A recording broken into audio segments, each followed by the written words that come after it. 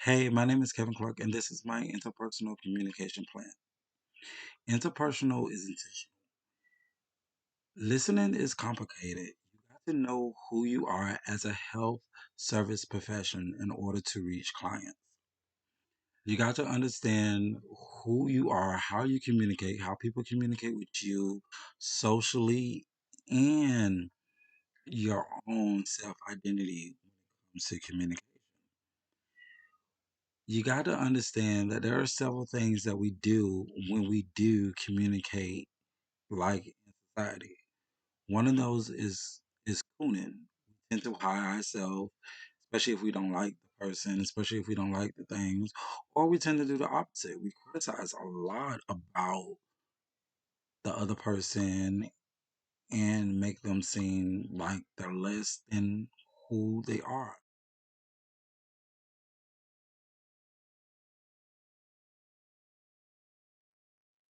Next thing that we are going to talk about when developing the interpersonal communication plan is understanding yourself.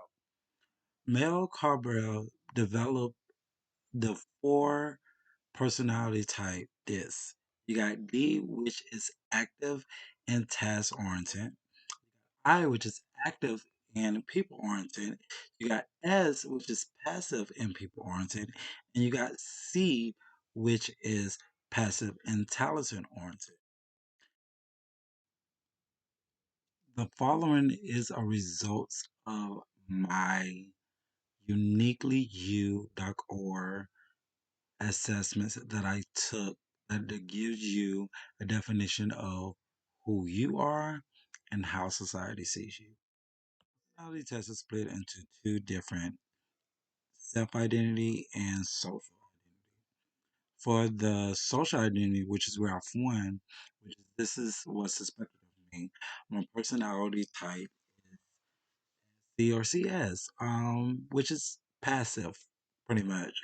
Passive oriented when it comes to people and when it comes to tasks.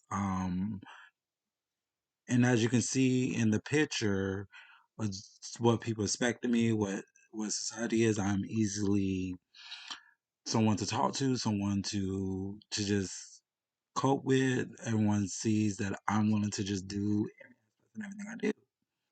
Now, the second graph, I'm considered SCI.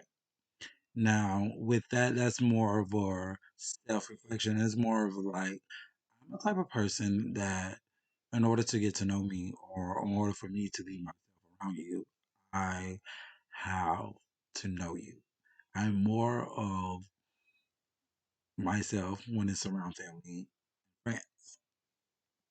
Hey, so the next things that we're going to talk about for interpersonal communication comes from this awesome book, Why Don't We Listen Better by Jim Peterson. Now, Jim Peterson talks about several things in the book, but first one thing I want to talk about is the communication barriers. There are several communication barriers, 10 to be exact, that Jim talks about when it comes to communication barriers. Ritual listening, not really paying attention to what persons talk about, but like before, as mentioned, you know, just listening just to give a response instead of to understand what the person is saying. Peter Madison, which is based off someone from Law and Order who comes with questions, and they're not really trying to understand what the person is saying, but they're trying to just go by doing what is needed. You got why, you got not, you got I understand. And one thing that I want people to understand is that saying phrases like I understand hurts more than it helps people at times because you saying I understand makes a person really figure out like what it like do they really understand what you're saying? Do they really get what you mean? So instead of trying to figure it out and listen to what the person says, we say I understand, but it kind of cuts the conversation short. Asking for one word answer, saying yes, but also you're not listening to me. Fixing it, I want to consult, not I want a consultant, not husband and wife, and screening all sides. Communication barriers is something that a lot of us don't realize and understand, and really knowing your situations and kind of thing like that. I know for myself, like saying phrases like "I understand," "I got you," is something that I have done plenty of times before with my friends in the past.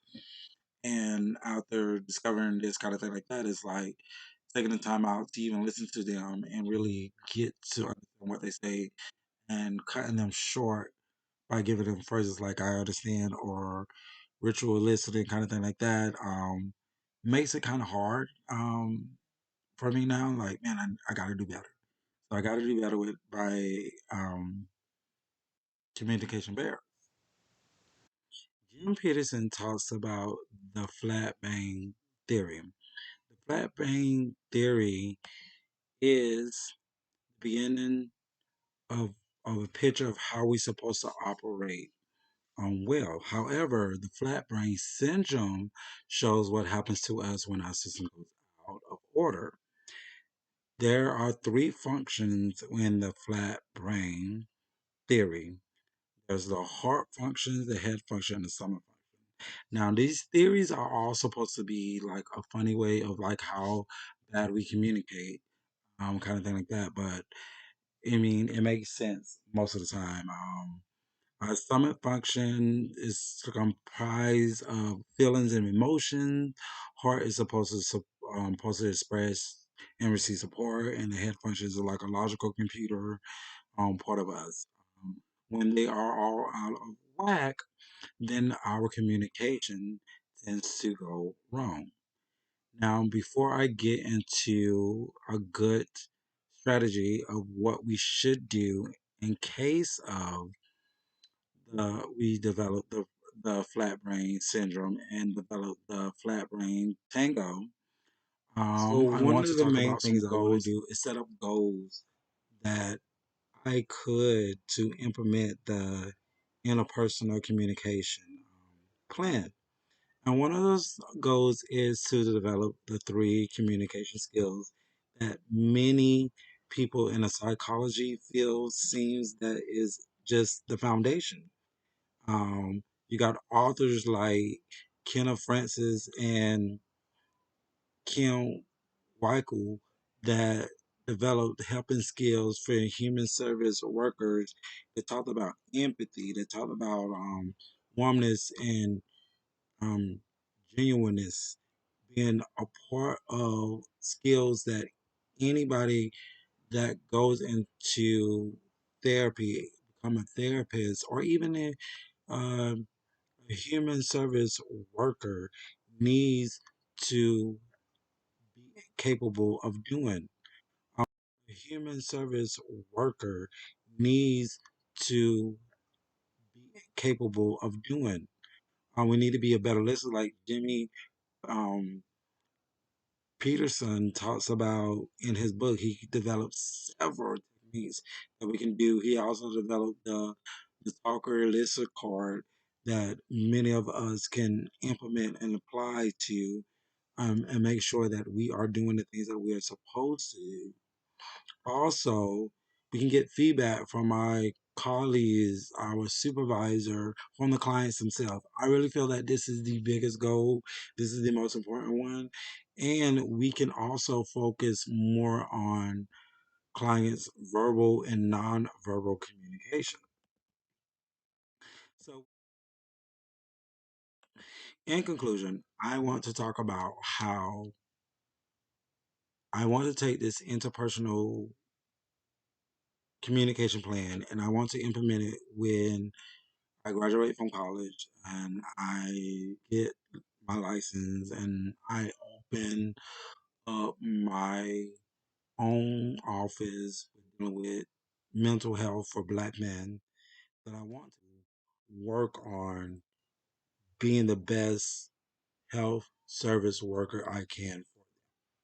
Thank you.